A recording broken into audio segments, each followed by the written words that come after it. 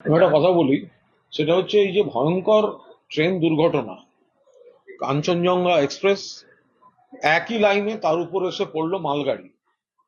আমরা দেখতে পাচ্ছি যে অত্যন্ত দুর্ভাগ্যজনক ভাবে যথাযথ তদন্ত হওয়ার আগেই নিজেদের গাফিলতি ঢাকতে মালগাড়ির মৃত চালকের ওপর দোষ চাপানোর চেষ্টা করছে রেল।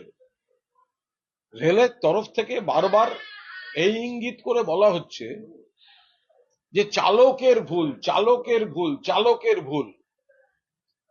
যে ব্যক্তি বেঁচে নেই, যে ব্যক্তি নিজের দুর্ঘটনার শিকার, তার কাঁধে বন্দুক রাখা হচ্ছে। গোটা সিস্টেম ব্যবস্থাটা কোলাপস করছে।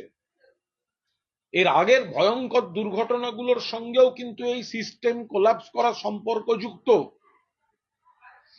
সিপিএম জমানায় যেরম চিরকুটে চাকরি দেখতাম, তা এখন এরকম ওই চিরকুট হাত মেমোর কথা শোনা যাচ্ছে রেলের মুখ থেকে।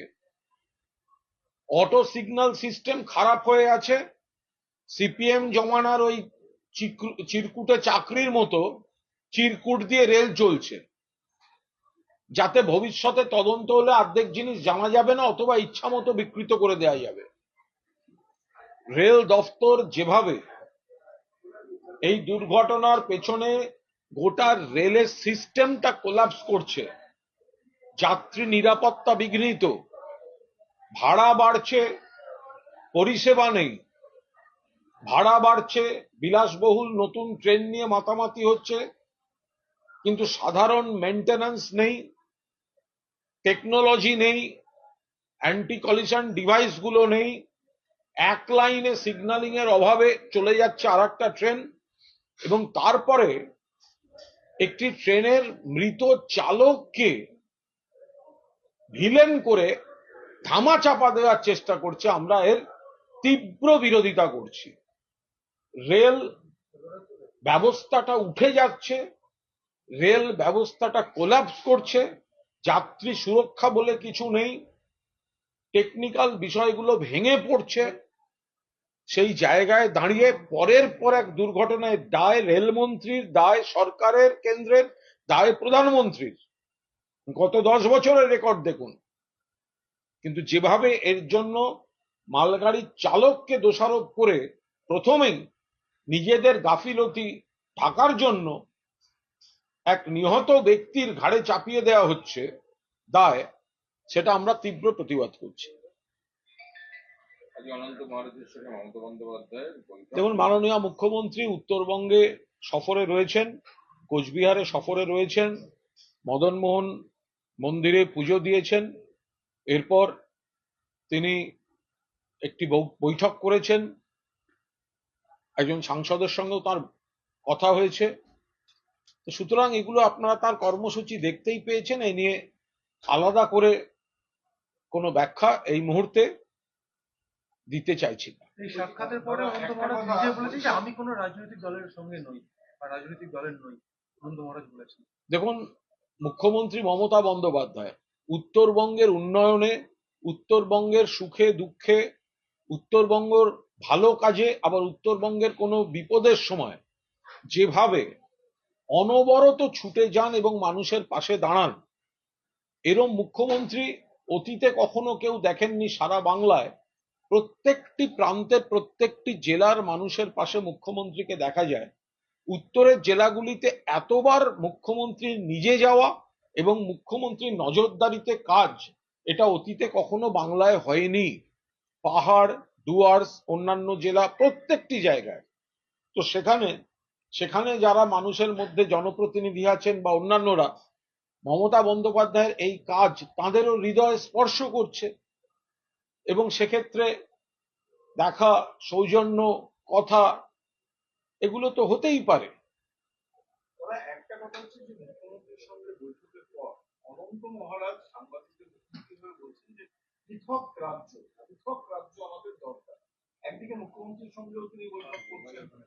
দেখুন, দীর্ঘদিনের বাম জমানায়, দীর্ঘদিনের সিপিএম জমানায় বা অতীত থেকে, আরো অতীত থেকে কোনো কোনো এলাকার মানুষের এই ধরনের কোনো দাবি অতীতে ছিল, বা সেগুলো অতীত থেকেই এই দাবির বীজ বপন করা ছিল, যেটা সিপিএম সমাধান করতে পারেনি, উন্নয়ন করতে পারেনি।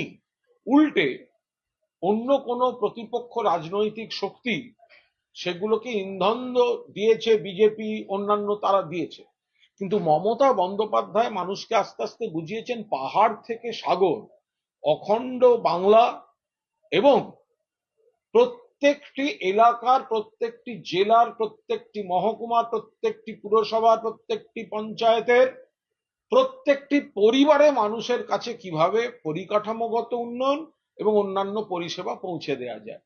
তো ফলে একটা সময় যারা পৃথক ভাবনা চিন্তা করতেন, আস্তে আস্তে আস্তে আস্তে তারা যত ডায়ালগের মধ্যে আসছেন এবং উন্নয়নটা চোখে দেখছেন, ইন্দ্রিয় দিয়ে অনুভব করছেন, আস্তে আস্তে তাদের নিশ্চিতভাবে সেই জায়গাগুলোর থেকে আস্তে আস্তে একটা আলোচনার বাতাবরণ তৈরি হয়ে যাচ্ছে। বলছি আজকে দাবি আজকেও করেছেন মমতা।